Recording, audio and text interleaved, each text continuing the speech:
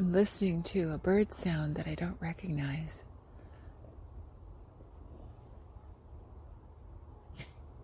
I'm not sure if it will get picked up on this little phone recording, but it's kind of a honking sound. It could very well be geese as they fly overhead. And then I'm listening to Ollie walk the path. Being outside is such a great opportunity to practice listening,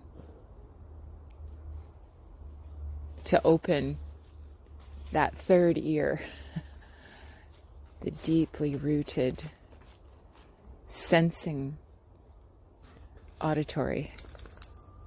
It's so potent, it's so powerful. And the place in our brain that processes sound is very close to memory. Same with our sense of smell.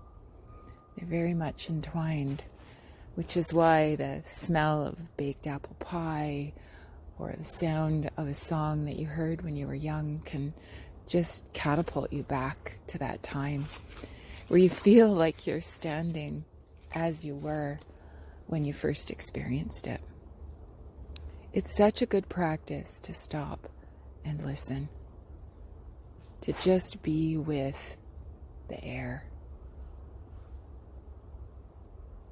I often use this skill with children to just stop. I'll sometimes use it if I feel like we need a group regulation transition. We'll just stop and listen. What do we hear? It increases engagement, and it also helps build those structures of the brain that help us to focus. Stop where you are and listen.